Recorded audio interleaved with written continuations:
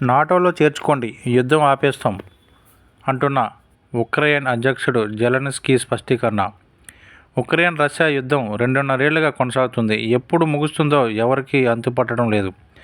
ఇరు దేశాల సైనికులు నిరసించిపోతున్నారు. శత్రుదేశంలో ఇక పోరాడలేమంటూ ఉక్రెయిన్, రష్యా జవాన్లు తేల్చి చెబుతున్నారు. ఇలాంటి పరిస్థితుల్లో యుద్ధానికి ముగింపు పలకాలని రెండు దేశాలు యోచిస్తున్నట్లు వార్తలు వస్తున్నాయి. ఉక్రెయిన్ భూభాగంలోకి చొచ్చుకొచ్చిన రష్యా సైన్యం అక్కడే తిష్టవేసింది. తూర్పు, దక్షిణ ఉక్రెయిన్ భూభాగాలు రష్యా నియంత్రణలోకి వెళ్ళిపోయాయి. ఉక్రెయిన్లో 1/5 భూభాగాన్ని రష్యా ఆక్రమించింది. సాంకేతికంగా, చట్టపరంగా ఇది ఉక్రెయిన్ పరిధిలోనిదే.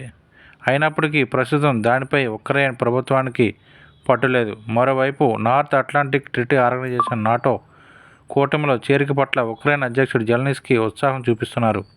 కనీసం ఇప్పుడు తమ నియంత్రణలో ఉన్న భూభాగాన్ని అయినా నాటోలో చేర్చుకుంటే యుద్ధంతో అత్యంత కీలక దశను ముగించే అవకాశం ఉందని చెప్పారు.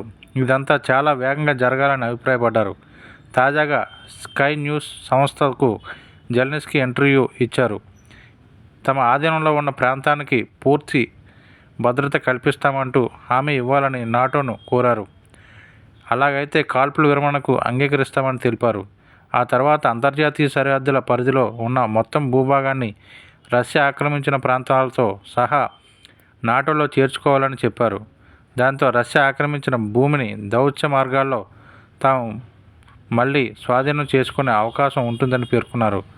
ఉక్రెయిన్కు నాటో సభ్యత్వం కల్పిస్తే రష్యాతో యుద్ధాన్ని ఆపేయడానికి సిద్ధంగా ఉన్నామని జెలెన్స్కీ స్పష్టం చేశారు. కానీ సభ్యత్వం విషయంలో నాటో దేశాల నుంచి తమకు ఎలాంటి ప్రతిపాదన రాలేదని వెల్లడించారు. మరోవైపు ఉక్రెయిన్ను ఇప్పటికిప్పుడు తమ కూటమిలో చేర్చుకోవడానికి నాటోలోని కొన్ని దేశాలు ఇష్టపడడం లేదని సమాచారం.